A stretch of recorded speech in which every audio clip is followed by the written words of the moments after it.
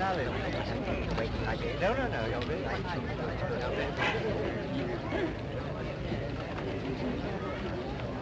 You ready, Mr. Chairman, that we may begin with the hymn? That's right, yes. Onward Christian Soldiers!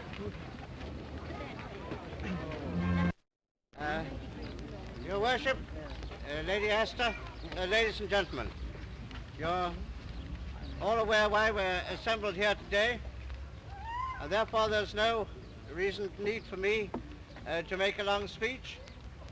Moreover, the program has to be arranged to suit the convenience of Lady Astor, who I may tell you started at a very early hour from Plymouth this morning in order to be able to attend the ceremony this afternoon, and who also has to attend a meeting at 7:30 after she leaves here.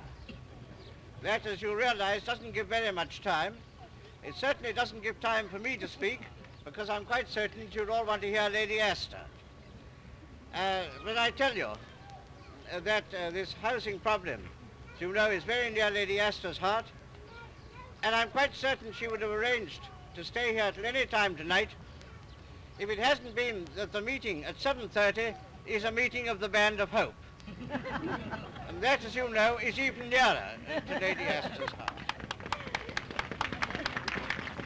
I'm not going to enter into any argument as to how far I agree with Lady Astor or not, principally because Lady Astor is going to speak after me, and I think I should come off second best. But we do know how deeply interested Lady Astor is in everything that pertains to the welfare of the common humanity. Nothing is more needed, nothing is more crucial than this question of housing. And it's therefore only natural that she should be here with us today. But I do ask you, it's not my pleasant duty to ask you, because that will be done afterwards, to give our most hearty vote of thanks about the best way in which we can show our appreciation and our gratitude is by getting to work as soon as possible and enabling Lady Astor herself to leave us for her Band of Hope. It's only leaving one good cause for another. I won't say which I think is the better of the two. Now, will you?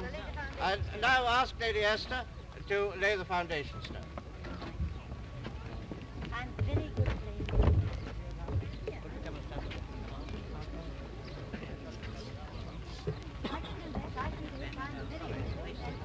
Very good. This is the best part.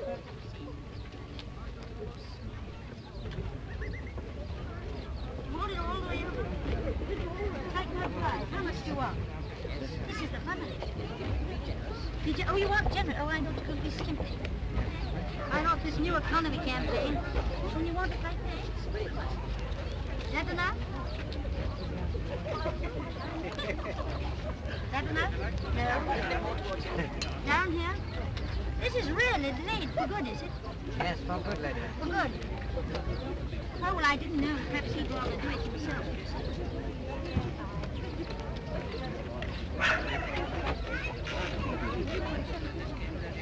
Well, I don't believe I could beat him at anything, except tell him the truth. I didn't say that exactly. What I meant, I don't know, I could beat him. No, I couldn't beat him, but I could beat him at vision. Quick. Well, hello. He doesn't understand women, does he? That's all right. Is that all right? Is that enough? Yes, quite nice to me. Now, you can't say I haven't made this. I'm almost doing it. No, it's nice. May I have a picture?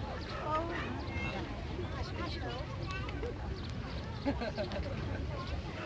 Take it up with this thing. Oh, no, not just this one.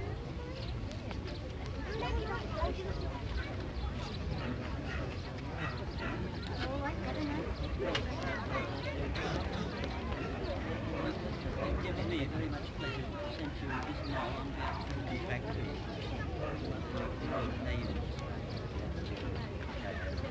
Perhaps check like the capstone that it went in. Sorry about that. Would you mind telling me, sir?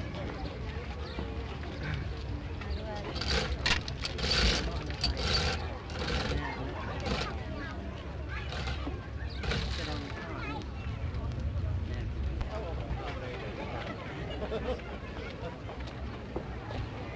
Will you please stand?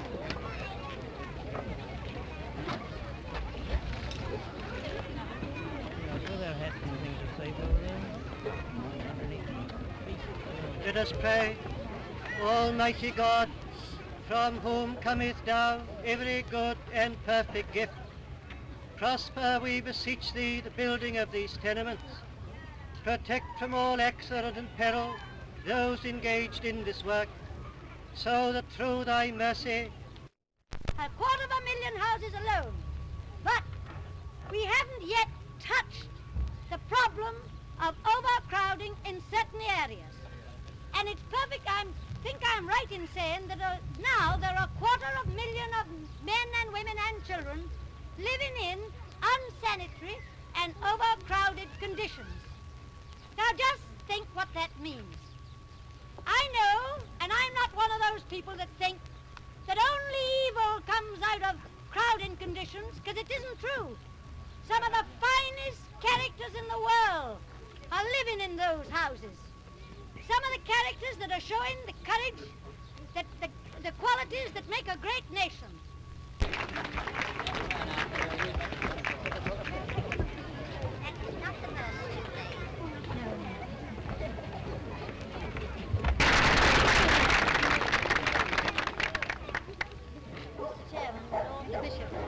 Ladies and gentlemen, like this meeting's like all other meetings that I've ever been to.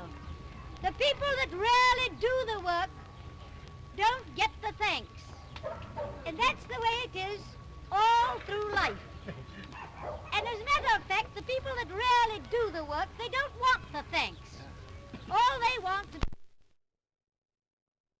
But I would just like to say that the women in those homes are showing courage, resource, steadfastness, and unselfishness. And those are some of the finest traits in the Christian character, because it takes all sorts of traits to make up a perfect Christian. And the women in those houses are showing those qualities. And I'm not one of those people who think that just because you've got bad houses, you have got bad men and women in them. It isn't true. You've got some splendid qualities. But you're asking a terrible lot of them, and you're asking a dreadful lot of the children. And we who believe in the Christ message realize it's much more difficult to get it when the man and woman are living in such appalling conditions. So we are trying our best, each in our own way, to make the housing conditions of England better. Now, Mr. Stanley laughed at me about my temperance. Quite true, I'm going to a Band of Hope meeting as soon as I get away from this. Why? Because intemperance and bad housing go together. Don't you forget that, you in South London. It's a thing you don't want. Why, we proved ourselves that in a certain area, if the people in that area in 1 year gave up spending a penny on drink, every working man and woman